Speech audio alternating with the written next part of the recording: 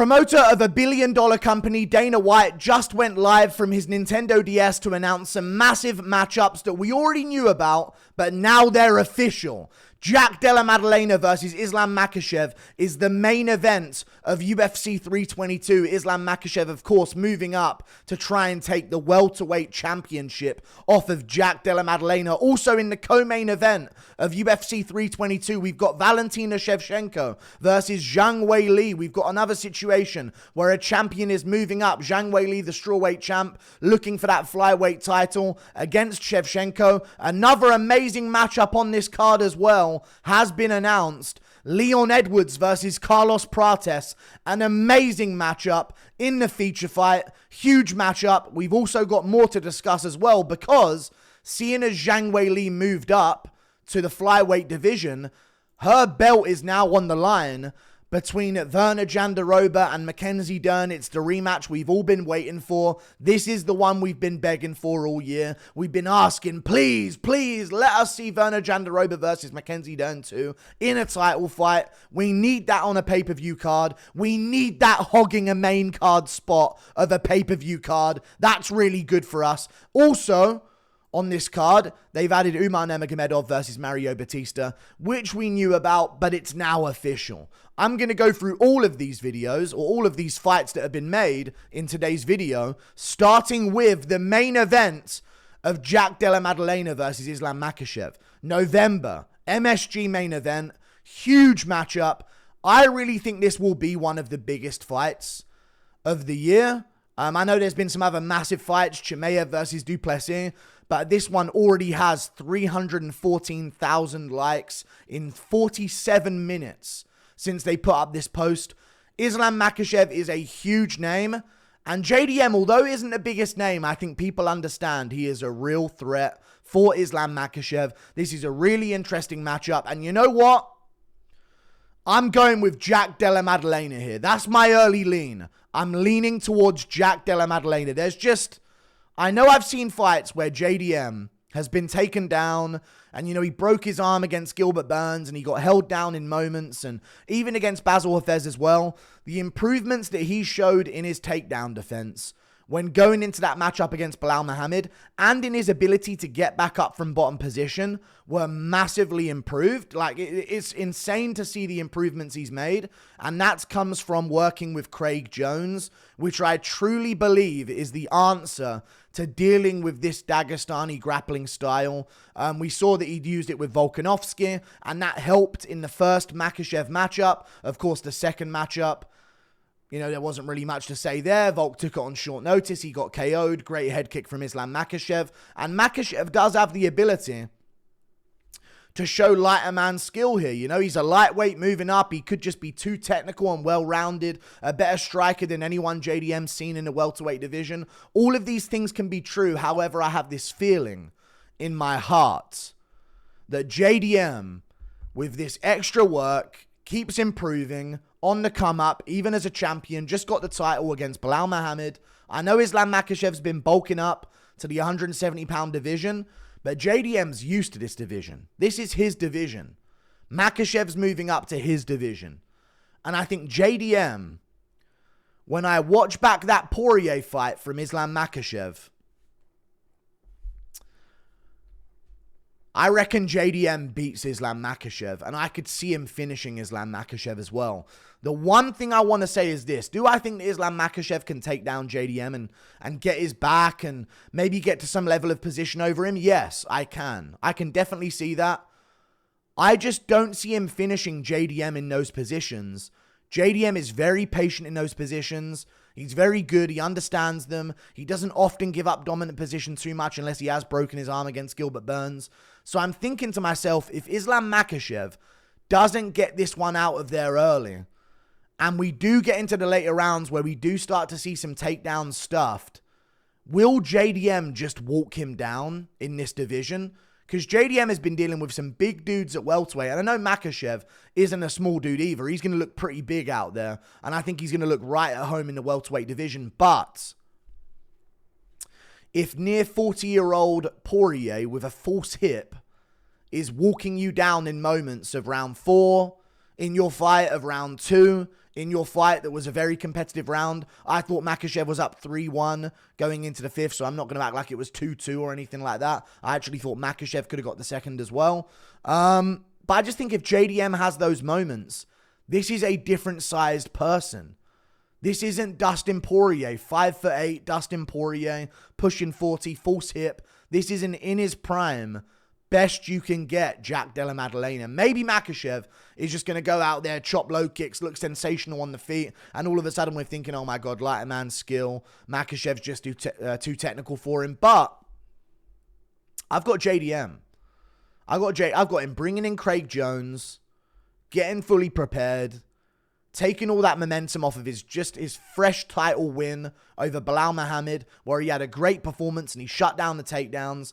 I don't think Makhachev can offensively move forward with striking the way that Belal Muhammad did in that fight. Makhachev, since his loss to Adriano Martins, he has almost made it a point to never be aggressive with his striking unless it's throwing kicks or something along those lines. You rarely see Makhachev walking forward while throwing punches, which means I think JDM's going to be able to stick him in his tracks. I think he's going to be able to hold him at bay with a jab. And I think he's going to be able to stuff those takedowns a little bit more and more as the fight goes on. And if Makhachev is up against the cage, where Poirier had him, and Poirier was ripping those body shots on him up against the cage, this is a different sized man to be throwing those shots at you. I think he's more in his prime than Poirier. I think he's just as good in the scramble as Poirier, as we've seen recently. In fact, with Poirier's fake hip currently, I'd say that right now, based on the Belal performance, I don't see Poirier stuffing those takedowns against Belal. I just really don't see that happening. I think he would get smushed, most likely at this point in his career. I think JDM's got a ton of advantages. He's got really slick boxing, really good striking defense. He's fresh. He doesn't have a ton of wear and tear. He's got power. I know he hasn't had many finishes recently, but he does have finishing ability, and he does have power in his hands. It's just hard to get those hands off.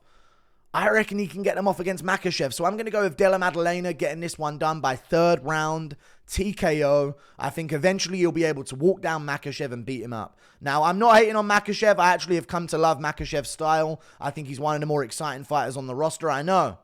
One of the more exciting champions. The standard's been dropped that low by some of the other ones. But I'm starting to appreciate Makhachev's style, man. The submission skill, the striking skill here and there. Do I think he really excels in any one particular area? No. So I don't think he's going to be able to force a victory in one given area here against JDM. We're in for a competitive fight where both guys are going to have their moments.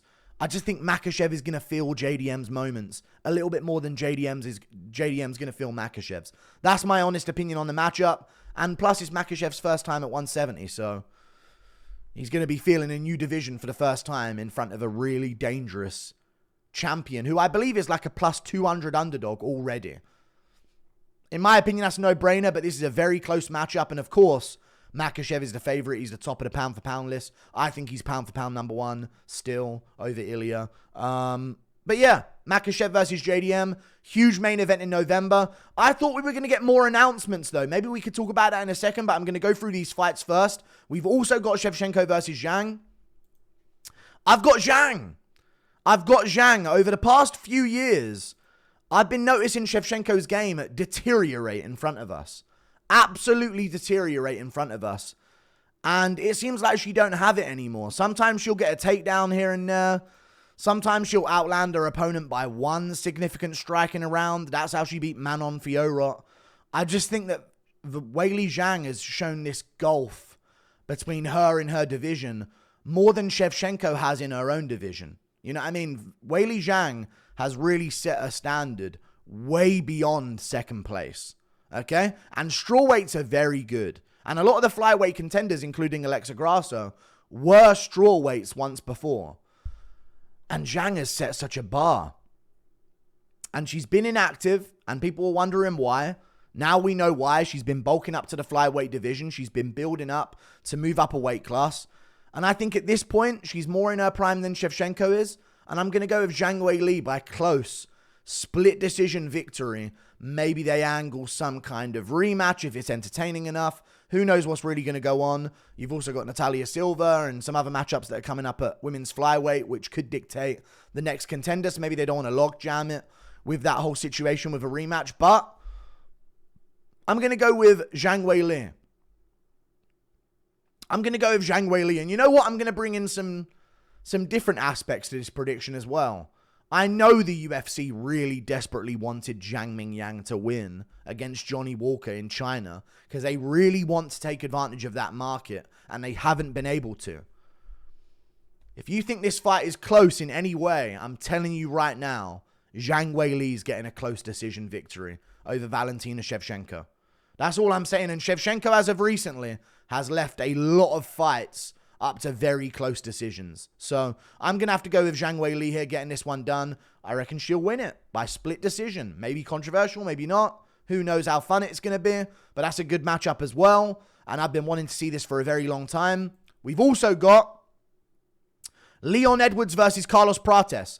Amazing matchup. Of course, Carlos Prates wanted to fight in October in Brazil. And I'm guessing the UFC told him, listen, we know you want to be active, but if you want to get these top contenders, they're not looking to fight you in Brazil in a couple of weeks. They're going to need some training camp. They want a full 8 weeks to prepare.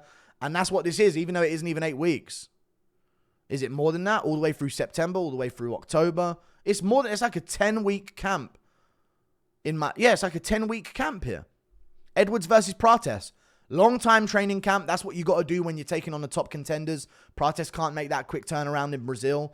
But we get him on this card. And after the momentum that he's on, nasty KO over Jeff Neal. I know the fight with Ian Gary happened as well. And I don't see Leon being that offensive on the back foot. I don't see Leon giving Prates that much to worry about on the back foot. I don't see Carlos Prates. And this is crazy to say because Leon Edwards was the champion that beat Kamaru Usman twice. I don't see Carlos Prates worrying in the slightest on the feet. Against Jeff Neal, we kind of had to worry. Against Leon Edwards, has got some underrated power, has got some pop in his shots. I just think that when you build momentum against Edwards, you can keep it. And he did head kick Usman in that first fight in the 5th round. The second fight, the 5th round of their second fight that they had. But Carlos Prates, I think he's going to get momentum and he's going to get comfy and he's going to do it early. Maybe Leon Edwards is going to grapple immediately here. If I'm Leon, that's what I'm doing. I'm shooting in immediately and immediately putting that thought in Carlos Prates' head. But I feel like this is going to be a Prates flow state KO.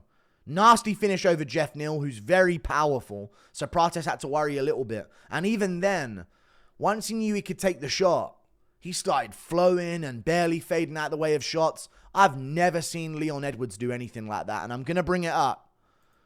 Nate Diaz catches you after four rounds and nearly puts you away.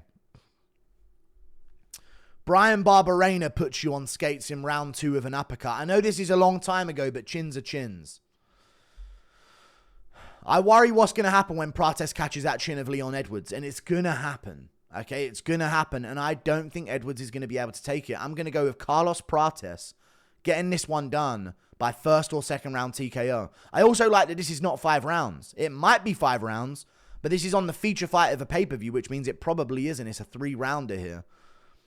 And I like that for Carlos Prates as well. He's more used to this format of fight. Edwards has had nothing but 5-rounders for a very long time. And before you tell me, he wasn't even champion for that long, before he did that, he had 5 with Nate Diaz, and then he had 5 with Rafael Dos Anjos. He had a lot of 5-rounders on the come-up. So I don't know if Edwards is going to be, does he have the activity and the desperation almost and the urgency to do enough to win with his style, with a lack of finishing potential, in a 3-round fight?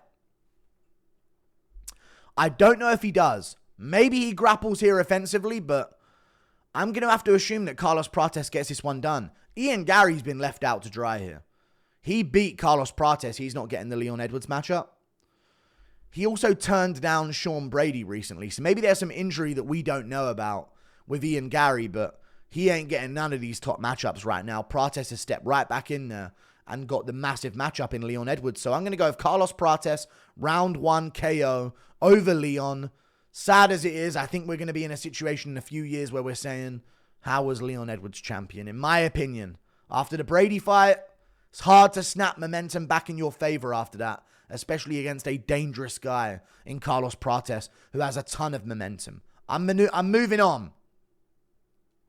UFC 321, this is the card of Aspinall versus Gane. Of course, now that Zhang Weili has moved up to the flyweight division, the strawweight belt is now vacant, and we've got the rematch everyone's asking for, Jandiroba versus Dern 2. I've got Jandiroba again. I think she's better. I think Dern's pretty shit on the feet, completely terrible. And on the ground, I think Jandiroba's all right with her. I think Jandiroba can move with her well, and I think that was proven in the first fight, if I'm not mistaken. Let me just make sure I'm correct in what I'm saying about the first fight between the two of them. But I'm not looking forward to this at all. And to be honest with you, I'm going to be real about how I feel about this matchup, really. This hogs a space on the main card.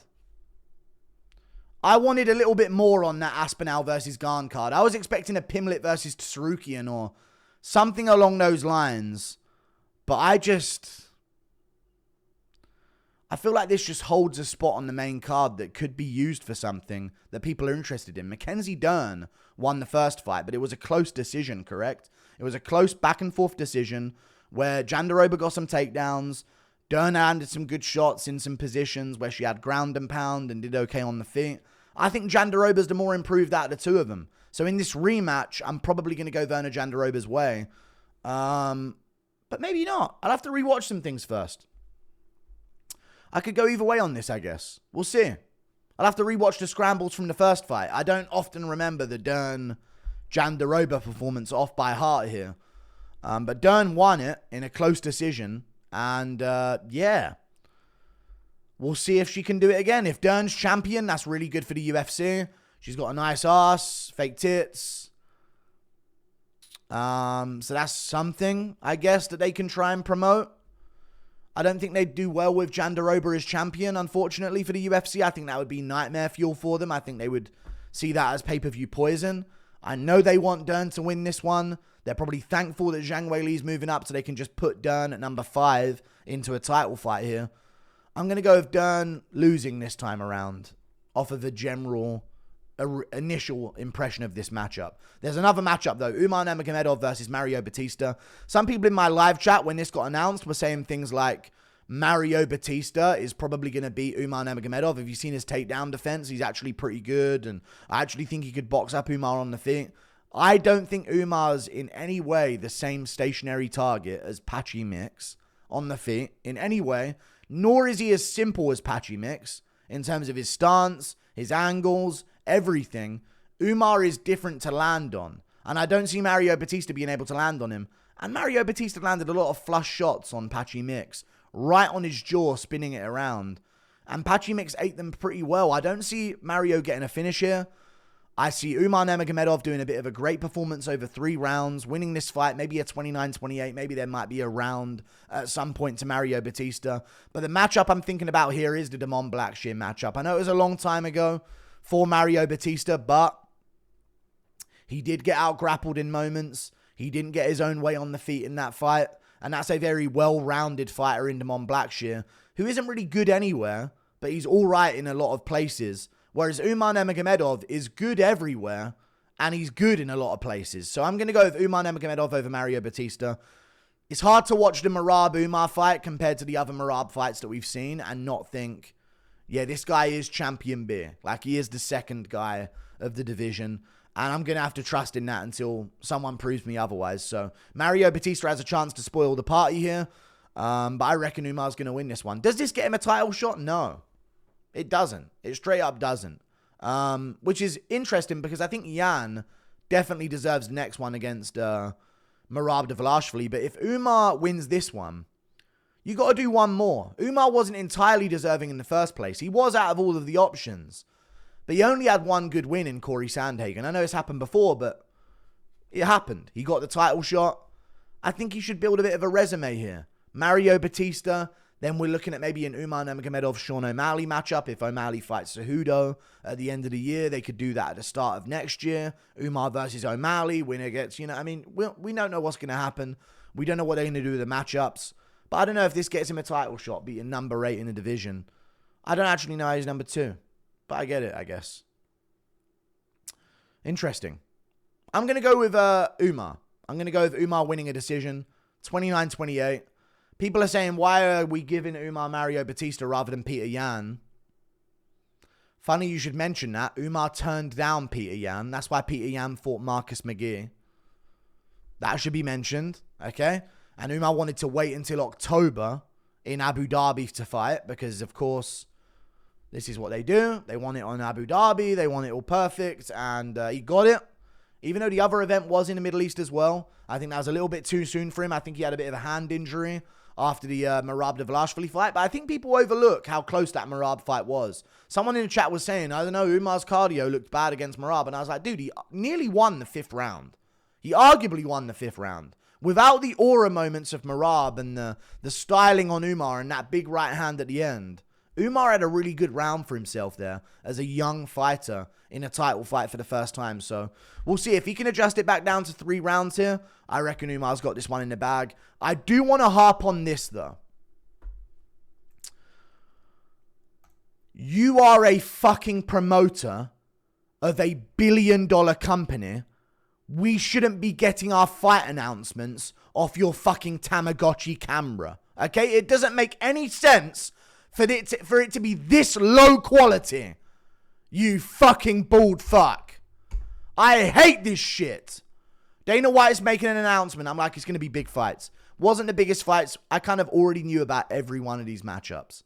I was looking for a Gaethje fight announcement, a Pimlet fight, a Sarukian fight, a Dan Hooker fight, an Arnold Allen fight, a Yair Rodriguez fight, any of these matchups, Sean Brady, Ian Gary, any Shavkat Rakhmonov, Bilal Muhammad. I was waiting for any matchup like that, but no. We're not getting any of them in November or October, which means we ain't seeing Arman until December minimum, which will make it 20 months since Arman Sarukian competed inside the cage come December. Insane. Absolutely insane. And we've got Dana White, the fucking promoter of this billion-dollar company. And he is... I mean, I don't know how to describe it other than that. He is half-arsing this so bad. You can't get a good camera. You can't set up a camera and announce these massive fights. Look at the fight he announced. Not just Edwards Prates. This is a once-in-a-generation women's MMA fight. This is a once-in-a-generation men's MMA fight. These are huge super fights. And Dana's announcing them like this. I'm not kidding. In this video, I'm going to play the start of it just to see if the audio will play. This is a gamble. I'm fairly certain Dana White said at the start of this video, all right, we got to wrap this up because I'm busy. I got to do something. I might be mistaken, but I'm going to let it play real quick and we're going to listen and we'll see what Dana White has to say. Hang on a second here. Dana, I swear to God, if you actually said what I think you said here, I'm going to be so annoyed. I got shit to do, everybody. He actually did say that. Hold on. Are you guys hearing this audio? You are. And about to announce, look at the fights he's about to announce. Jack Della Maddalena versus Islam Makhachev, UFC 322. MSG, New York, November. Zhang Weili, Valentina Shevchenko. Leon Edwards versus Carlos Prates. Look at the fights he's about to announce. This is what he's got to say at the start. I hear you. I'm busy. I got shit to do, everybody. This is your job! You fucking bald cunt! This is your job! You got shit to do? You got this to do! What else you gotta do? If we're keeping you from whatever you've got going on by asking you to do your fucking job, you promoter of a billion-dollar company, sorry. Be our guest and fuck off. Straight up. I got shit to do. You're announcing some of the biggest fights. I got shit to do. I mean, come on. I got shit going on, guys. I'm busy. What the fuck are you busy with? You are the promoter of the UFC. That is what you should be busy with. You cunt. I fucking hate Dana, man. Ruining this company intentionally to the ground. Get off that fucking plane. Get in a fucking office and give us a real announcement of the fucking fights. At a bare minimum. Even then I'd be pissed. I got shit to do. You're on a fucking plane. What you gotta do, eat breakfast, you fat cunt. Sorry. I know I'm not the only one angry about this shit. $1 billion Paramount deal. Paramount, heads up. You're watching, this dude's holding your fucking company back now. He's holding that whole deal back. This guy at the head of the helm is a negative for the company. Straight up. Not a care in the world about promotion. He's recording this off a fucking... I don't even want to know. If a PSP had a fucking camera, this would be it. Honestly, fucking annoys me. So much. Dog shit announcement. I got shit to do. I'm busy. He's done this he did this with the Aspinall Garn announcement as well. Where he just sort of like half-ass said it in like bitterness. An annoying fucking cunt. Go gamble with 20-year-olds, you fucking weirdo. 60-year-old fucking creep. Who's the next influencer 20-year-old that you want to get a hang around and gamble with and prove how cool you are to? You fucking bald creep. We keeping you? Fuck off. We already ain't got a fucking pay-per-view in September because of Canelo versus Crawford. You want to fuck off? Fuck right off. I ain't got time for Dana's bullshit, man. No Armin announcement, no Ilya announcement, no Paddy, no whatever. That's all going to be December, I guess. So we're looking at a December pay-per-view. We're looking at a December pay-per-view, potentially, of a main event of Volkanovski versus Murphy. Pantoja versus Van as a co-main event. Paddy Pimblett versus a Justin Gaethje or an Armand Sarukian on the card. You know, Sean Brady versus Shavkat Rakhmonov on the card, potentially. We're looking at a real blockbuster December card, but it's not going to have that marquee name at the top. So we'll see what happens. But I fucking hate that from Dana White. I got shit to do. You got this to do. And if you don't got this to do, you can fuck off. I'm sick of him. See you later. Goodbye.